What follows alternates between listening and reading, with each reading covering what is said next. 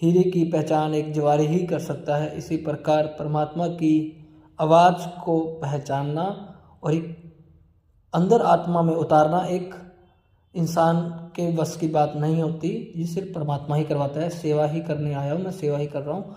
लेकिन इस समय में आपको ये सोचना चाहिए कि आप जो कर्तव्य निभा रहे हो अच्छी बात है, समाज के प्रति आप कार्य भी कर रहे हो बहुत अच्छी बात है, लेकिन फैमिली में आप चल भी रहे हो बहुत अच्छी बात है, लेकिन परमात्मा की आप शरण में नहीं हो।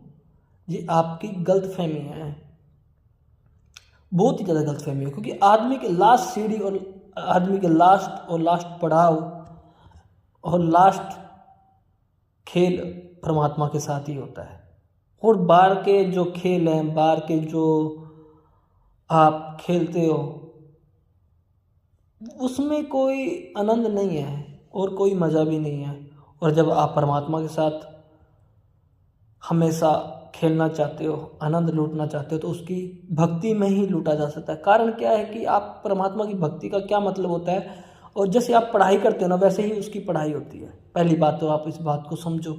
जैसे आपने एलसीडी बनानी है, ठीक है, आपने कोई चीज़ बनानी है तो आपको उसमें समय देना पड़ता है, वो भी एक प्रकार का कर्म योग है ना। तो इसी प्रकार परमात्मा की भक्ति ही कर्म योग का नियम है। इसलिए आप उस चीज़ को समझ पाते हो। आपको एकदम परमात्मा की चीज़ें दे दी जाए ना, तो परमात्मा की चीज़ें आपको दे दी जाए तो लेकिन आप हैंडल नहीं कर पाओगे। हैंडल करने के लिए आपको पूरी तरीके से बॉडी को तैयार करना पड़ता है, पूरी तरीके से बॉडी को उसके साथ जुड़ना पड़ता है। परमात्मा ने वचन इसीलिए लेते हैं कि आप हो परमात्मा के अंश, 100% सच है, इसमें कोई शक नहीं। परमात्मा के बच्चे हो, इसमें भी कोई शक नहीं। लेकिन आप भूल चुके हो, हर पल भूलते हो। आप दुकान का सामान ही भूल जाते हो। आपको हिसाब किताब रखने के लिए भी डायरी चाहिए होती है। इसलिए परमात्मा की भक्ति के अंदर ही आपको आनंद मिलता है। ऊपर आपका हिसाब किताब हो रहा होता है, ठीक है, और हर चीज़ का हिसाब किताब होता है वहाँ पे।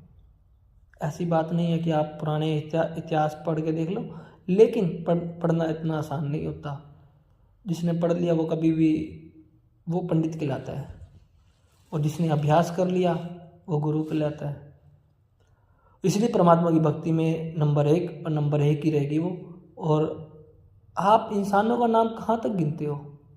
आपको ये याद नहीं कितने महाराजा आए, कितने महाराजा गए, किसी का भी नाम नहीं है हिस्ट्री के अंदर। बहुत कम लोग हैं जिनका नाम है। लेकिन